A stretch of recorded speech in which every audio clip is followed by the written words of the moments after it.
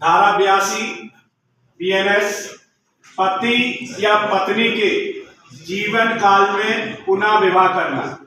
तो पहले इसे क्रम से देखने के से पहले समझ लीजिएगा, जो कोई चाहे वो महिला हो या पुरुष हो, एक विवाह होने के उपरांत उसके रहते हुए अगर दूसरा विवाह करता है तो वह धारा 82 के अंतर्गत दंडनीय होगा। आइए अब क्रम से देखते हैं। जो कोई पति या पत्नी के जीवित होते हुए किसी ऐसी दशा में विवाह करेगा जिसमें ऐसा विवाह इस कारण शून्य है कि वह ऐसे पति या पत्नी के जीवन काल में होता है। इसका कहने का मतलब यह है कि अगर एक विवाह के होते हुए पति या पत्नी के जिंदा रहते हुए जो दूसरा विवाह किया जाएगा वो नल वॉइड होगा, अमान्य होगा। इसके लिए 7 वर्ष तक का कारावास और जुर्माने का प्रावधान है। लेकिन अपवाद भी दिया है। इस धारा का विस्तार किसी ऐसे व्यक्ति पर नहीं है जिसका ऐसे पति या पत्नी के साथ विवाह सक्षम अधिकारता के न्यायालय द्वारा शून्य घोषित कर दिया गया। अगर पहला वाला विवाह नल वॉइड घोषित कर दिया गया है तो वो दूसरा विवाह कर सकता है।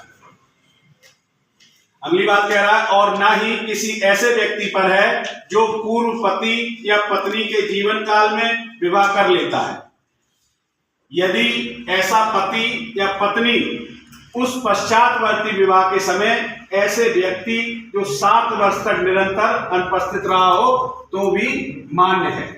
मतलब कोई आदमी गायब हो गया और वो 7 साल तक मिला ही नहीं, तो कानून का प्रिजम्पशन ये होता है कि अगर 7 साल तक न तो कोई दिखाई दिया है न सुनाई दिया है तो वह मर ही गया होगा। तो ऐसी कंडीशन में अगर विवाह करता है तो अपवाद के अंतर्गत आएगा और अपराध नहीं होगा। और उस काल के भीतर ऐसे व्यक्ति ने यह नहीं सुना कि वह जीवित है, परंतु यह तब जबकि ऐसा पश्चातवर्ती विवाह करने वाला व्यक्ति उस विवाह के होने से पूर्व उस व्यक्ति को जिसके साथ ऐसा विवाह होता है तथ्यों की वास्तविक स्थिति की जानकारी जहां तक उनका ज्ञान हो उसको वो दे दे। मतलब उसे जिसके साथ दोबारा शादी कर रहा है उसे बता दे कि भाई मेरे शादी तो रामदयाल के साथ हुई थी, लेकिन रामदयाल सन 2017 से गायब है और अब तक मिले नहीं, ना उनके बारे में कहीं देखा गया ना सुना गया। तो उसको पहले बता भी देगा तभी वैलिड है। सबसेक्शन 2 कहती है, जो कोई उपधारा 1 के अधीन अपराध अपने पूर्व विवाह की बात या उस व्यक्ति से छिपा कर करेगा, मतलब उसे बताएगा नहीं कि मेरा ऑलरेडी एक ब्याह हो चुका है या इस तरह की बात है, कि छिपा कर करेगा, जिसमें पश्चातवर्ती विवाह किया जाए तो कारावास बढ़ जाएगा, 10 वर्ष तक का कारावास और जुर्माने से दंडनीय होगा। देखिए इस तरह के प्रश्न आएंगे। जैसे लिखा हुआ है, दहेज मृत्यु को बीएनएस की किस धारा में परिभाषित किया गया है, क्वेश्चन भी इंपोर्टेंट है, और ये बताया गया है धारा 80। ठीक है, इसी तरह देखिए।